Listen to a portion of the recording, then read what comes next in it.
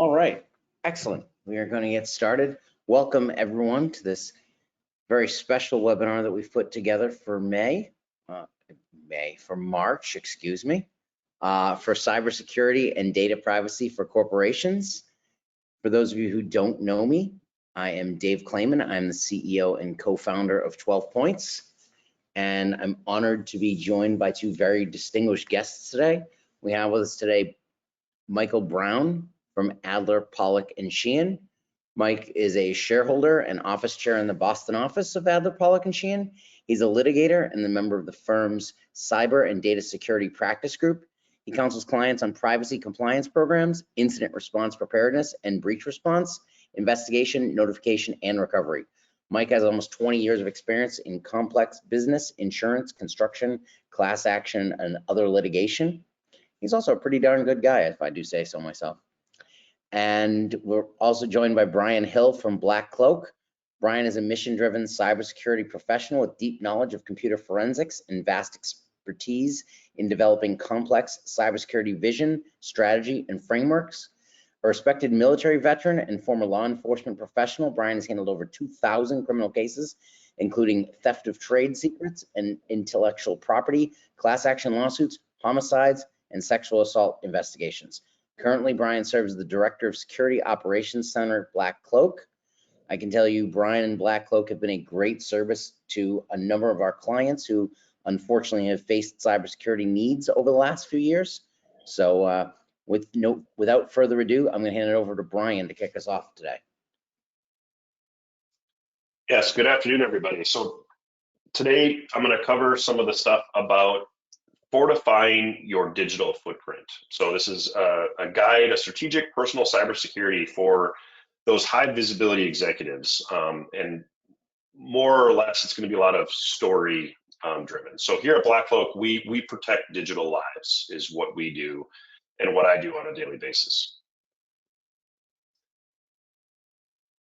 Digital executive protection for corporate executives, board members, and their families is what we're going to be talking about today.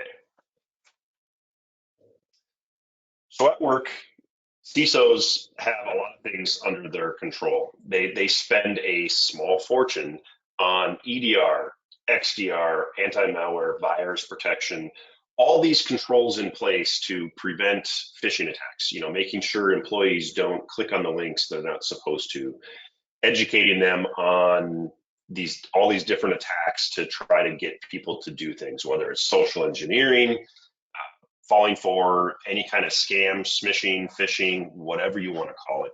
They monitor the network for anyone that's trying to get in from the outside.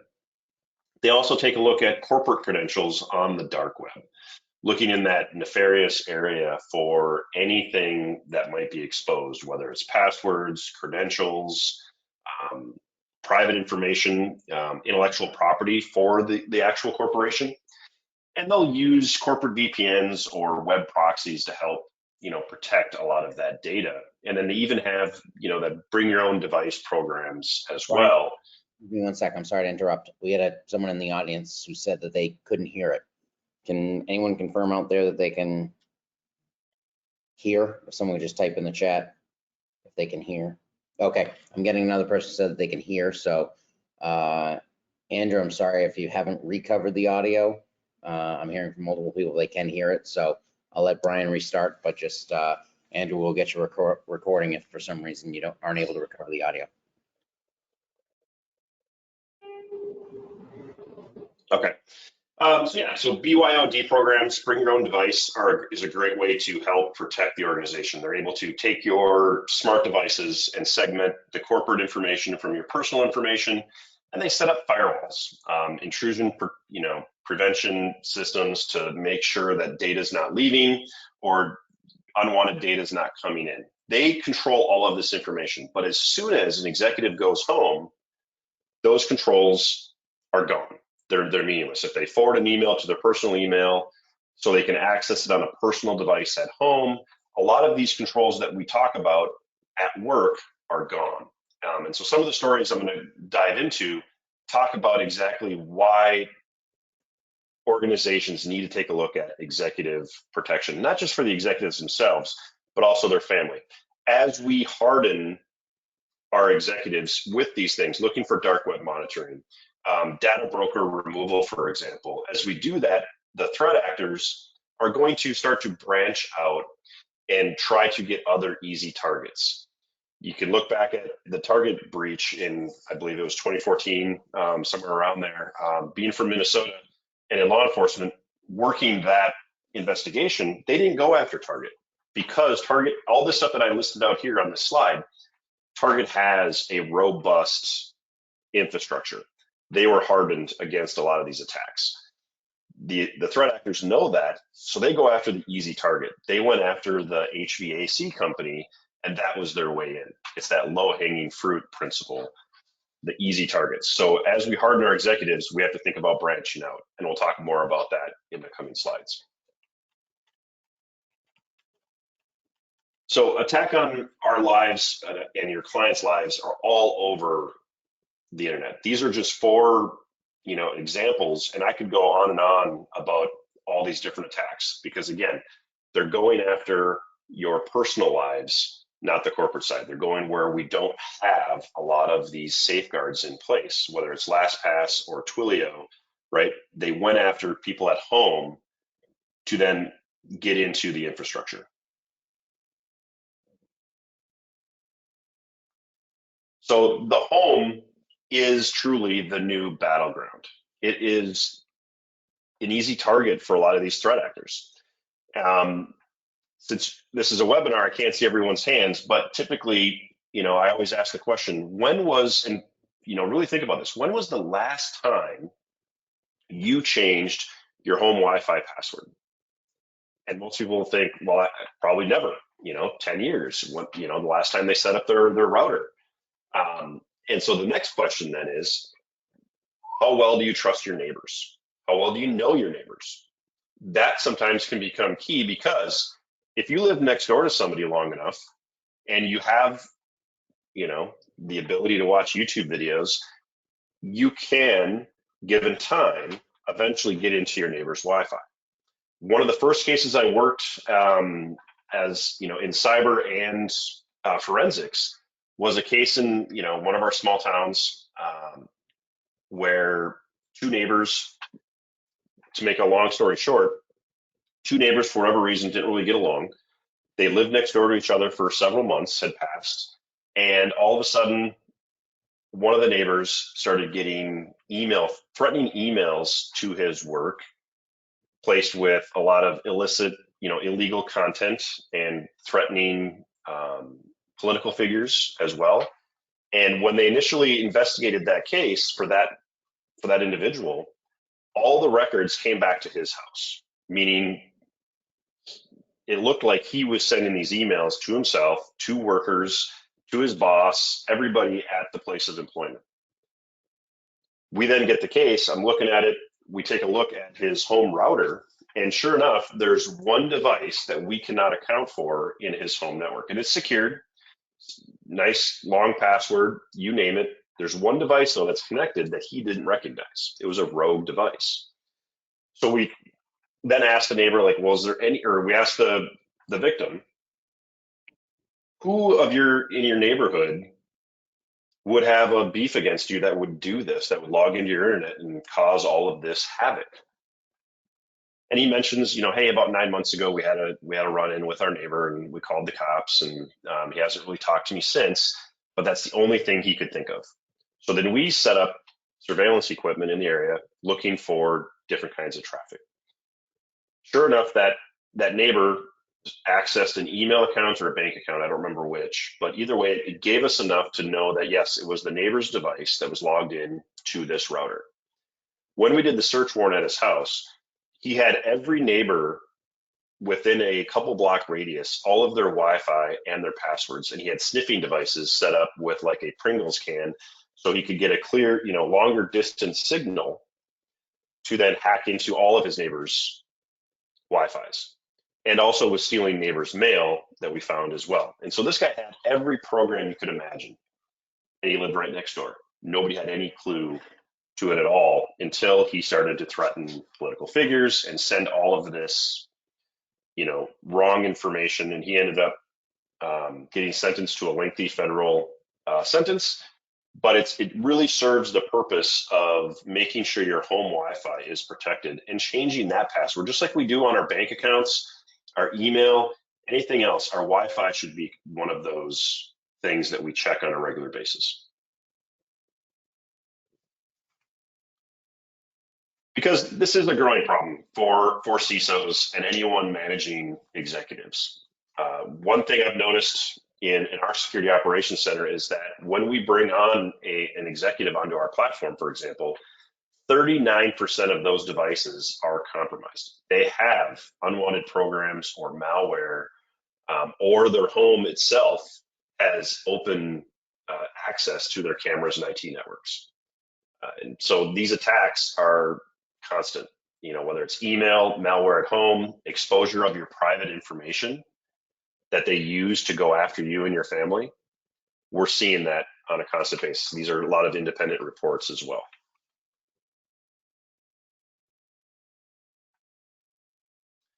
So this is a big problem for corporate executives: protecting your accounts, protecting the home environment, protecting the devices, and hardening the human. I'm gonna go into each one of these categories with different case examples of why this is important and needs to be looked at and addressed at all different levels.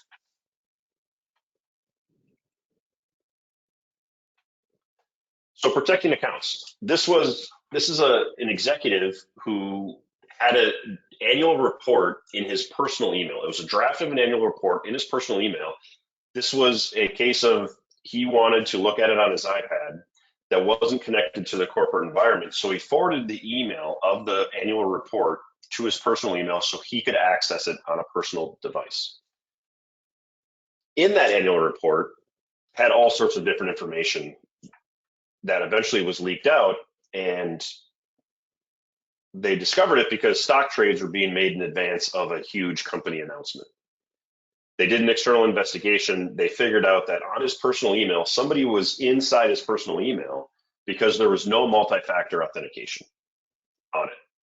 They accessed that information and used it because they were living inside his personal email, getting all sorts of information. Once they got something worthwhile, protected secrets for the company, they then use that to make money. So it really goes to the point of protecting them in their personal lives, making sure they have multi-factor, whether it's Gmail, AOL, Yahoo, whatever they use for an email on their personal side needs to be looked at and hardened.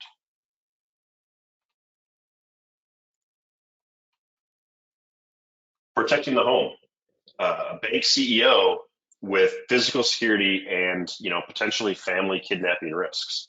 So this was when our IP addresses are public, right? Every time you go to a website, every time you send an email, our home IP addresses are out there. And which means if threat actors can access those IP addresses based on, information on the dark web, information in data broker sites, whatever it may be, and they start to scan our homes from the outside in, there's a lot of vulnerabilities there. And this was a prime example of ongoing scans of a home network. So this home had been scanned approximately 40 times, so over a 40-week period. And on that 41st scan,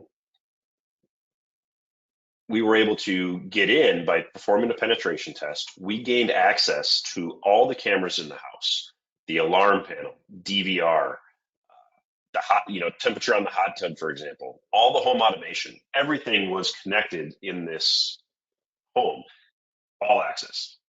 And it turned out that the AV company had come out the week before this scan and swapped out some wrong cables because it was a burned out DVR. And in doing that, they left open a port, assuming it was to run diagnostics when they got back to the office or troubleshoot anything later on, but they never closed it. They left it open and it was vulnerable. And anyone with just a few minutes could get access into this CEO's home. And that's where they had a safe room, camera set up, the alarm system. You could turn the lights on and off and completely wreak havoc for this executive.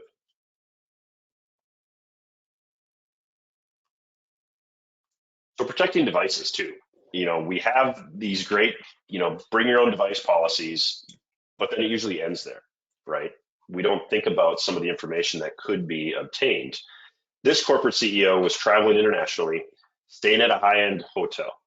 And this was one of the first cases I got that I actually thought I was going to see nation state spyware. I thought I was going to see Pegasus. I've dealt with it. I've worked with it in the past, but this was, the first time I thought maybe somebody who fit the bill for nation state spyware, he was the prime target for this type of spyware.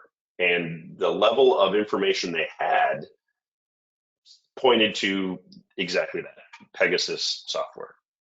Turned out he connected to the hotel's Wi-Fi on his personal phone, and in doing the root cause analysis, doing the investigation, it wasn't nation state spyware.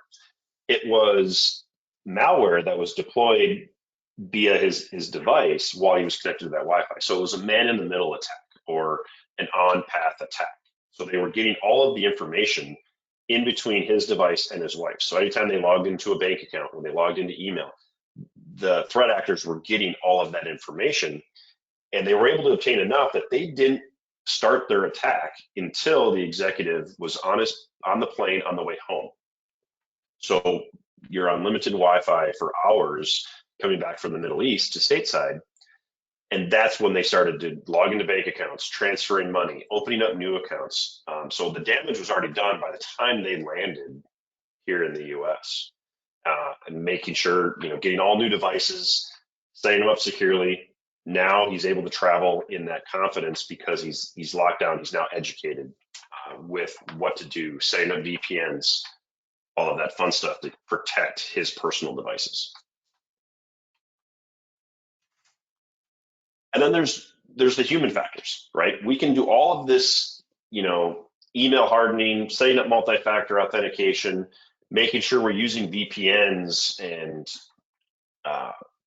making sure we're safe not to click on links. But sometimes the humans are where it lies, whether it's social engineering, or if you do have a CEO that uses their personal email accounts to forward messages to colleagues, whether it's something funny or work related, whatever it is, what can happen is those employees, those workers, those colleagues become desensitized because they're seeing it.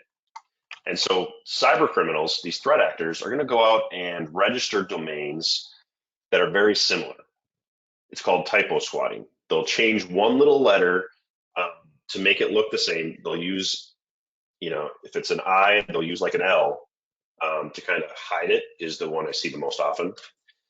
And in this case, the cyber criminals did just that. They requested some money transfers. The staff is something that they were used to. They see it, they become, they don't look at it very closely and send it, because usually they're small amounts, $5,000, $10,000. They do it in small increments so they don't set off any alarms.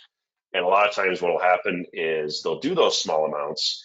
If it's successful, then we see them going after, then they'll request a much larger amount, and that usually then sets off the alarms and they figure it out. So the root cause to these type of cases is typically, the employee had confidence based on prior emails, and therefore they were just, again, desensitized. They were used to it. And so making sure that only corporate emails are being used for corporate business, and you're not commingling the data, forwarding personal emails into your work and vice versa. And Black Cloak, we just announced a digital executive protection framework as well. So this is something you can, we announced on social media as well. This is a framework to help you build your digital executive protection program at your place of business. It's very comprehensive, very in-depth. Please take a look at it. And if you have any questions, you can always reach out to me.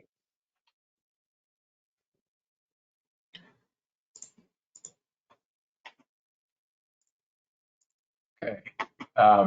Thank you, Brian. Hello, everybody. My name is Michael Brown. I'm going to pick up where Brian left off. And I'm going to go home tonight and change my Wi-Fi password, first of all.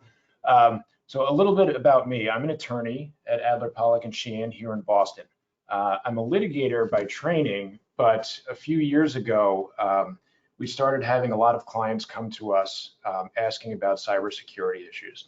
And so I've kind of transitioned to counseling clients in implementing security policies within their organization, implementing security frameworks, as well as helping clients when it comes to drafting contract language around security issues and data privacy. Now, Brian talked about protecting the organization through a very dangerous attack vector, which is the personal lives of the individuals and executives in the company. I'm going to speak more generally about the risks to the corporation and the steps you can take to mitigate those risks. And to use a term that Brian used, how to harden the company. Next slide, please. So data privacy and data security. Just generally, what are these terms and why are they important? Privacy is the underlying concept here. Every organization, especially today, holds data of some form. Customer data, financial information, employee data, bank account information, sales data. There is some degree of sensitivity attached to each of these types of data. And every organization has an obligation, either a legal obligation or a business obligation, to protect the privacy of that data, to keep it secure. On the other side, cyber attackers are after this data. They're trying to obtain it either for their own use, such as bank account information. It can be used to sell on the dark web, or it can be, access to this data can be used to lock it down and lock you out of that data, which interrupts your operations. And that usually comes in the form of a ransom attack. So in today's world, where these cyber attacks are ubiquitous, we find that a lot of organizations are increasingly concerned with improving their security. So let's talk about some of the threats. I'm sure that you have heard of these before, but I'll speak about them very briefly. Social engineering is the first one. This is when an attacker will persuade an employee to provide information or create a vulnerability somehow. This can come in the form of impersonating a client, impersonating the CFO or an IT worker. We had a recent client that was a law firm, and some of the employees and lawyers in the firm started getting spammed with hundreds of emails every hour. Lo and behold, sure enough, the employee would then get a phone call from outside the firm, but on the firm's phone system, from somebody purporting to be an IT worker. And the person would say, hey, I'm from IT. It looks like you're getting spammed. Why don't you let me into your computer real quick and I'll fix that for you. Now, luckily, this firm had educated its employees and nobody fell for the ruse. But this just shows how sophisticated these attackers have gotten.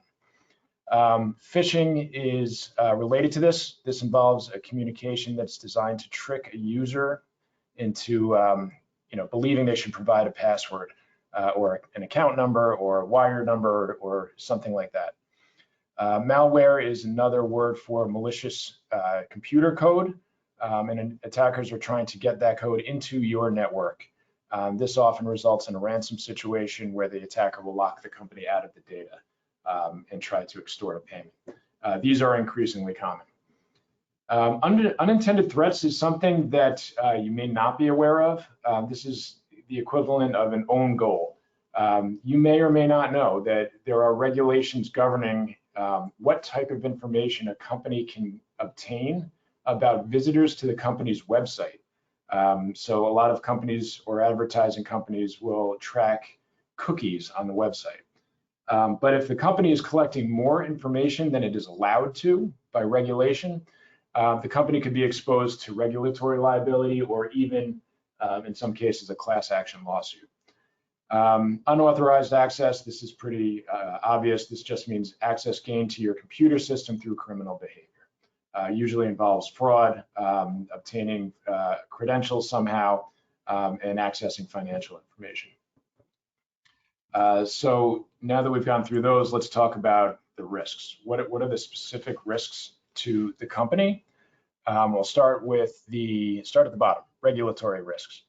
There are now regulations on the books federally and on the state side of things. So federally, we're talking about things like HIPAA, SEC regulations, and countless other federal regulations that govern privacy and protect privacy. And when we talk about state regulations, almost every state in the country now has some kind of data privacy law that's been enacted, and they all vary. It's a patchwork. They cover different things. They have different results. I'll talk about California, which has the most expansive law governing data privacy. It applies to businesses that are not in California as well. But if you employ people who live in California, or you do business with a California company, the California law may apply to you as well. And so it's important to know about California, but also the other states. You've probably heard of the GDPR, which is the European Union's privacy framework, and that's similar to California in its scope, and is something that you need to be aware of if you have any involvement with the European Union. I'm in New England. Most of my clients are in New England. All the New England states have laws or regulations on the books, and Massachusetts is about to enact its own privacy law, comprehensive privacy law during this legislative session. So what does this mean? Non-compliance with all of these regulations could trigger lots of things. Could trigger reporting requirements, could even end up in an enforcement action from the regulatory body. The next risk is an important one. This is business risk. This is simply what could happen when an attacker locks you out of your data. This could interrupt your business. This could interrupt your supply chain. This could make it impossible to operate. Think about how long your company could survive if it were locked out of its operations for days or even weeks. Reputational harm comes from this. Loss of client trust, loss of partner trust, negative publicity, regulatory scrutiny, all of these things could result in a loss of clients, a loss of business. And then finally, legal risk. If your client's data is compromised and, God forbid, put out on the dark web, you could face lawsuits from those clients. You could face lawsuits from your vendors and your partners. So those are some of the things that are at stake here. And so next slide, please. So what can we do? What can we do to avoid these risks? We counsel clients to make security a priority, to make it part of the strategic plan, to integrate it across the organization. And this involves developing a robust security framework within your organization. And the first part of that framework is to review your privacy program, or if, as we often find, if you don't have a privacy program, you need to create one. And part of that is reviewing your data. So what type of data does the company possess? How sensitive is it? I think we're actually back a couple of slides. Thanks, Greg. What type of data do you have? How sensitive is it? Are we talking about just names? Are we talking about names and social security numbers and bank account information? Do you have medical data on your system, either for clients or even for employees, which many do? Geolocation data is very important.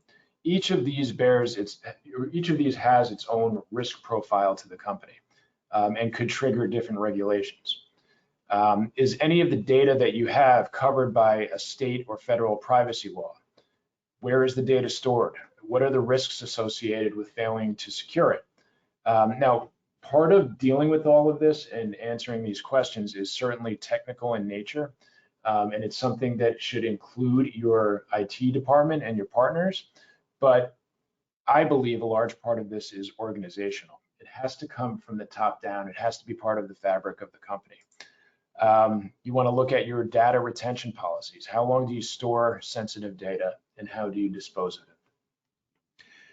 The company needs clear policies about all of this. It's critical for minimizing risk. Yep, thank you, good slide. And it's all part of the privacy framework. Now, the framework will be different for every company, but will include some common elements. As we mentioned, the privacy policy is important. As Brian mentioned previously, you're going to have a plan for education and awareness within the company. You're going to want to put the right people in place for monitoring security, whether those people are internal IT staff or an external partner. You're going to want a system for monitoring the regulatory framework if that applies to you. You know, are you subject to HIPAA? Are you subject to SEC guidelines? You might want to conduct an audit of your technical tools, a gap assessment. Are there any gaps in your security? Is your IT team focused on operations or on security? They should be focused on both. Both should be a priority for your IT staff. And finally, do they have the right tools to respond to an incident? God forbid one happens. Do you have the right partners in place, such as Brian and Blackcloak are a great partner to have lined up for something like this. And you're going to need an incident response plan. You know, nobody wants a cyber incident to occur, but cyber incident attempts are being made all the time. And in all likelihood, you will be the victim of a cyber incident at some point. So you need to have a plan in place. You know, who's the first phone call? How are you going to inform leadership and interested stakeholders? Do you have a vendor in place that can lock it down and figure out the extent of the exposure? And then finally, you're going to want to integrate the framework into the functional areas of the company, such as human resources, IT, and even your marketing department, who deals with the websites and the cookies, for example. And so those are that's kind of the overview of the security framework and the things that you might do to improve your security. I'm going to touch now briefly on a few different concepts that you've probably heard of, you might be aware of, but you might want to know more about. And one is third-party certifications.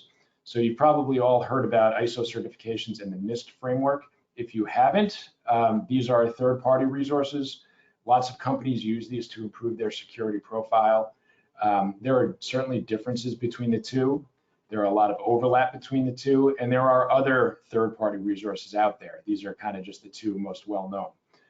NIST is the National Institute of Standards and Technology, and NIST provides a flexible framework that can scale to the size of your company. And it really provides benchmarks for you to strive for within your company.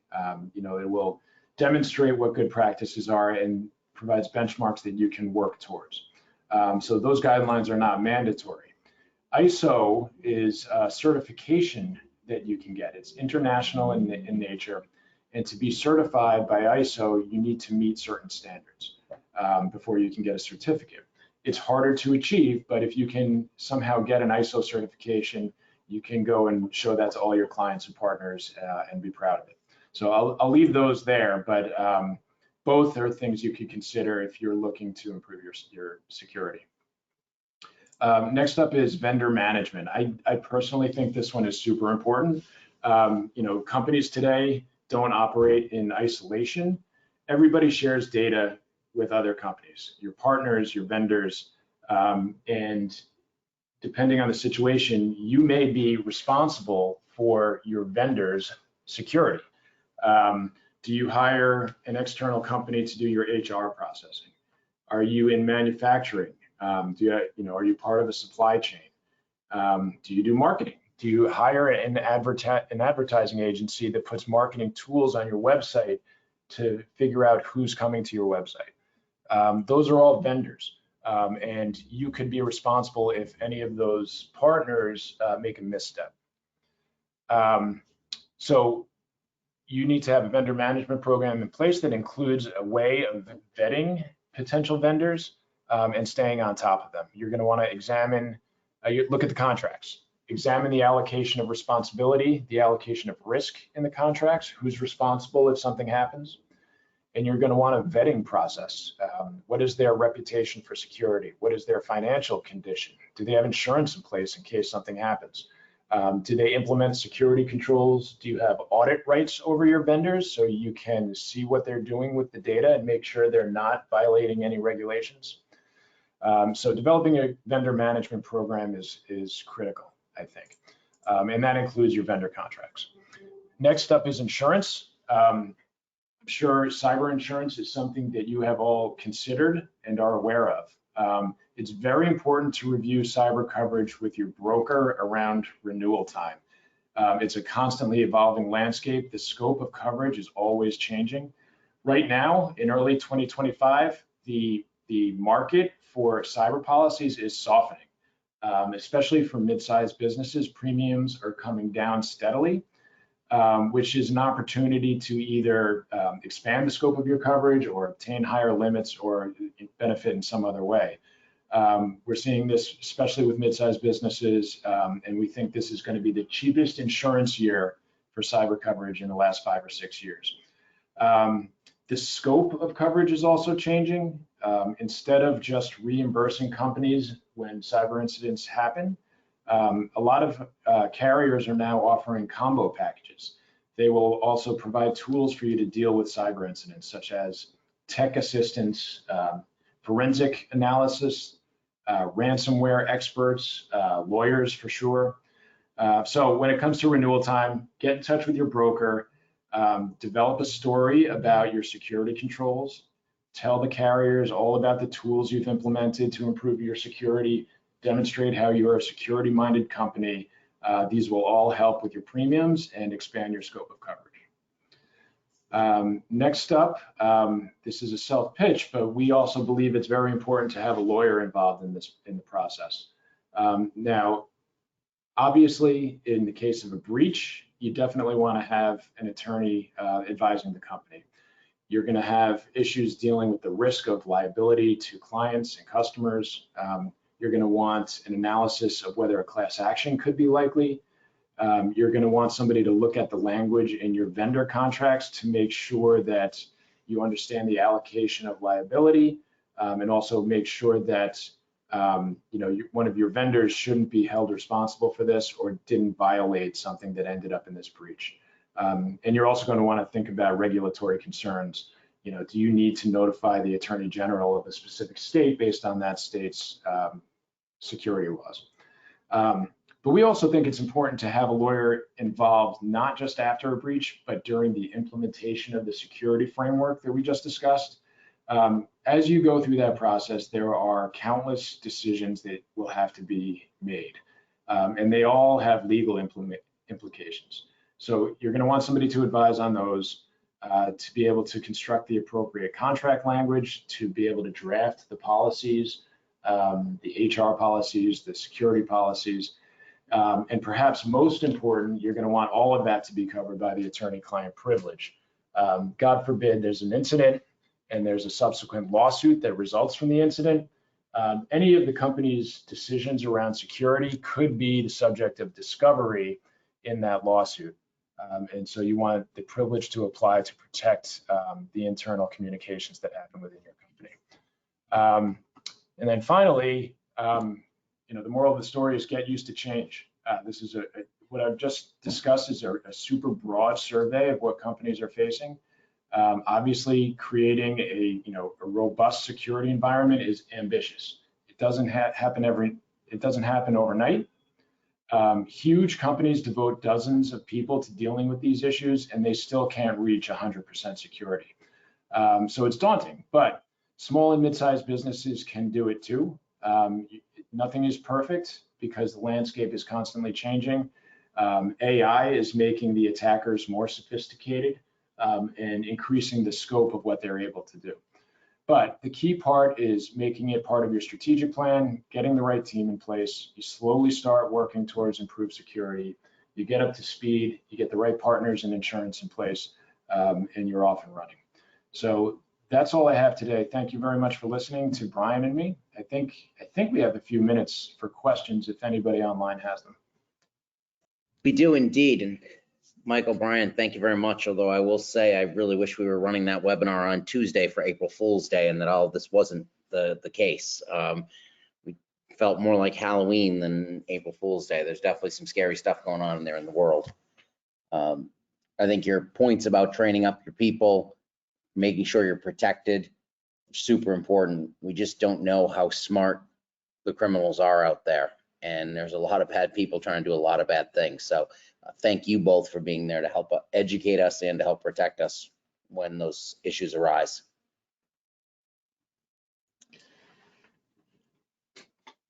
Oh, I see one right here. So we have a question.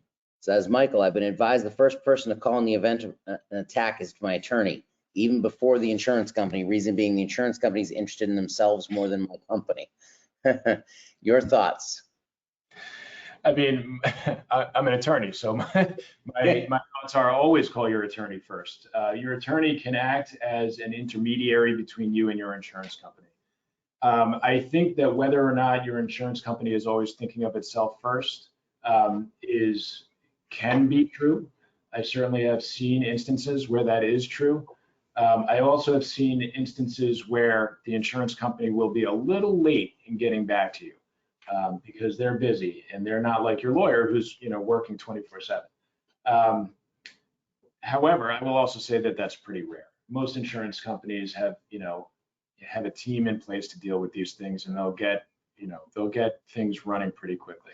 That having been said, it's always a good idea to get your lawyer involved. They can deal with the insurance company for you. Their loyalty is to you, whereas your insurance company doesn't have that same duty of loyalty. There you go.